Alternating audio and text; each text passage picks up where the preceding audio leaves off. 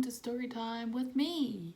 If you don't like the words vagina or fuck, then this is not the story time for you. I've written this all down so that I don't miss any parts, and yeah, this is a story about me having a baby. On Monday 4th at 3 p.m, I was just chilling at home eating some cup of noodles, and I was having little tightenings in my stomach, but they weren't anything crazy, so I just thought they were Braxton Hicks. At 8 o'clock, I finally messaged my midwife and I was like, hey, something's going on, but don't know what, so are you happy to check me? She said, yeah. So I went to delivery and she checked me out. I had no blood loss, no fluid loss. Baby's heart rate was, he did go a bit high. He's normally at like 150 to 160 and his heart rate was 172, and I was like, oh, weird, what's he up to? She said, oh, he ended up having to consult with the doctors up here because they know about me and my previous histories and stuff, and they weren't answering their phone. So I said, hey, how about I go home because I'm bloody tired and I'll try have a sleep, and then you ring me when the doctors get a hold of you. So at about 10 o'clock, she finally rang me and she said, oh, doctors are happy for you to stay at home and rest, but if anything progresses, just go to the hospital. I was happy with that because I was like, yeah, I need a sleep, I'm bloody tired. I tried to sleep. It got to 1 a.m. on Tuesday, the 5th, and I could not sleep. These pains were becoming more regular, they were becoming more painful, so I texted my mum. I said, you awake? And she said, why? And I said, because my body's screaming at me that something's going on and I need to listen to it, so let's go to hospital. So 1:50, we were in the car getting some gas and heading to the hospital. By the time we got to Palmy, she had her hazard lights on because my contractions were 2 minutes apart, but I was still in like no pain. They were just tightening, so they were uncomfortable. When I got to the hospital, they checked me over and they said I was 6 centimetres dilated with prolapsed membrane, so the sac was on the outside of the cervix. So I was like, oh, that's cool, because I've had no signs, I've had no leakage, I've had no blood, and my pains are very minimal. Didn't expect to be that far along. Like after 4 centimetres you are in established labour. So I was 6, so I was like, oh, okay, great. The doctors were shocked because I have a stitch in place, and what they were saying was my stitch, it's like stitched at the top and stitched at the bottom.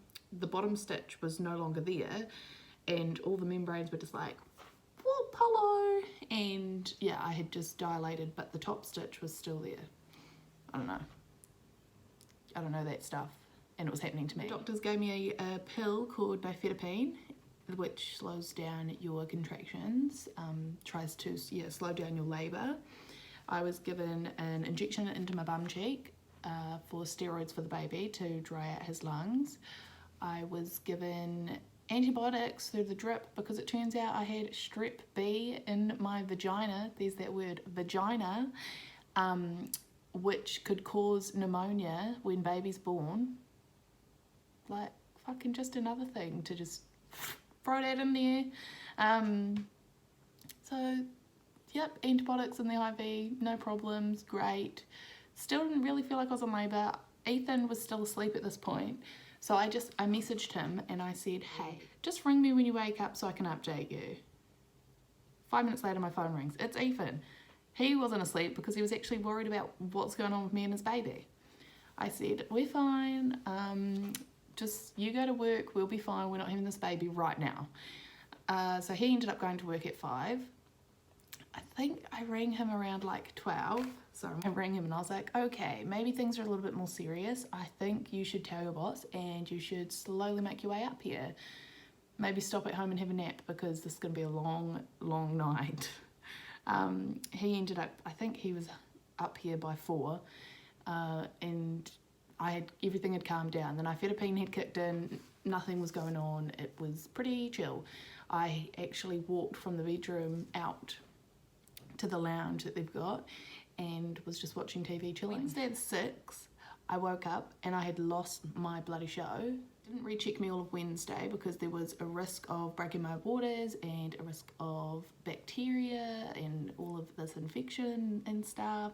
So we didn't check Wednesday because we needed to wait till Thursday morning for the 48-hour period to be over so that the steroids were on board. Like, baby had finally got the steroids.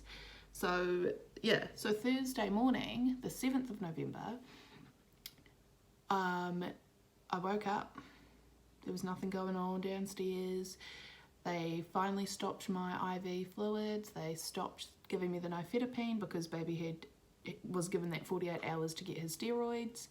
2 p.m, the doctor came and examined me because I said, hey, something's going on. Like, I don't know what. Like, I feel like because I lost the bloody show yesterday, like something's happened. I would love to be checked because I want to know what's going on.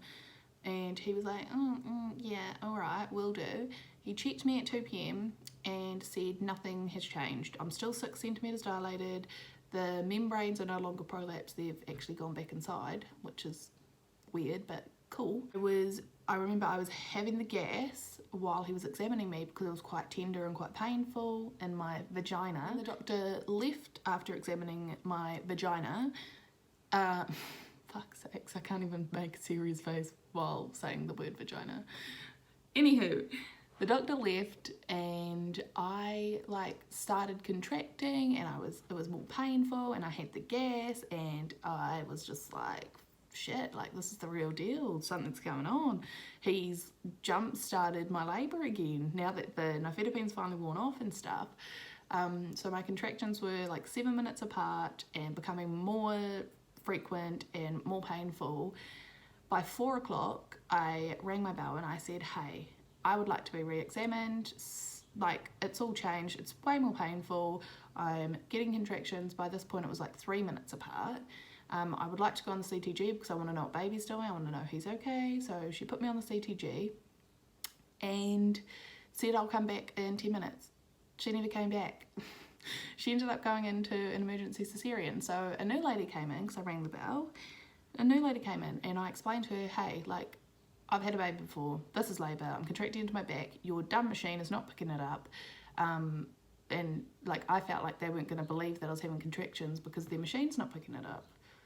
Like, oh, I don't know. I asked for a heatie for my back because I was contracting into my back. It was bloody painful. My contractions were 3 minutes apart. This lady said to me, there's no doctor here right now to examine you. He's in an emergency cesarean. He won't be here for an hour. I was like, oh, great, cool. Good luck to that woman. But for me, I will give myself an hour. If this doctor's not back, I would like an epidural because I would like to go to sleep because I'm bloody tired and this is painful. I wanted to push at 4 o'clock, like I wanted to push. 5:20, the doctor finally comes in and sees me. My contractions are 2 minutes apart and he's standing there saying, what's different from before? My contractions are closer together and they're more painful and I would like to push. Okay, well, I would like you to check me because if it's all, like if this is labour, then you need to get the stitch out so that I don't tear. But if it's not labour, then I would like an epidural and I'm going to sleep. And he said, oh, so you want me to check you so you can have more pain relief? Because I can just give you more pain relief. If I check you, there's a risk of infection, there's a risk of me popping your waters. I said, okay. No, I would like you to check me so you can take the stitch out so I can have my baby because I am in labour. I swear, me and this man, we went back and forth arguing about what's the right thing to do. Hello, take the fucking stitch out so that I can have my son right now because I would like to push, but I don't want to rip my cervix because next time I have a baby, I need a stitch in the cervix, and if it's damaged or scarred, it's going to be more difficult. So please just remove the stitch, sir. Please. Begging you because I would like to have this baby right now because I want to push and I am in labour. I know doctors have these certificates and stuff, but this man is questioning me. I've had a baby before and he's standing here with his penis trying to tell me that I'm not in labour, basically. Sir, you and your penis can get out of the room. I'll have someone else come in and cut this stitch out. I was getting so angry. Lucky I had that gas there. in my hand, because I probably would have started punching out if I hadn't, like, if I had no pain relief, because he just would not listen to me. Anywho, after like 25 minutes of arguing with Dr. Dickhole, he finally examined me, and while examining me, he said, "Oh, wow, yes, things have definitely changed. We need to get the stitch out right now." Couldn't resist but say, "I told you so." He didn't think it was very funny, but I did. Anywho, he's cutting the stitch out, and I'm pushing, and he's flinching because I'm guessing the membrane's right there bulging, and oh my gosh, that would have been the most perfect thing if my waters had broken on him, got him in the face or something. Would have just been perfect, but they didn't. So he gets the stitch out. 14 minutes later, after a few pushes, Kyries born. Hello, doctor. Oh gosh. Best part is he came in after Kyrie was born, and he said, "Oh, sorry, like you knew." I actually can't remember what exactly he said because I was still a little bit in shock, and I'd lost 1,750 mils of blood, and my baby's been taken to NICU, so a whole lot was going on. But he came in and he apologised because, hello, my body knew best. I was screaming at you and you weren't bloody listening to me. Anywho, that's that man. He finally took the stitch out. We have a baby. He's alive and healthy, so thank goodness. After Kyrie was born, he didn't breathe for the first, it was like a minute and 15 seconds or something that he didn't breathe. So I look over and they're performing CPR on him, and they've got the littlest little oxygen thing, like boop, boop, giving him a bit of oxygen. I was there getting fixed up. She's like trying to look for tears and stuff. Didn't tear elaster vagina over here. I was given something to help my uterus contract down. I don't actually recall what it was called, but it was given through the IV. Awkward as this lady popped 3 pills up my bum hole.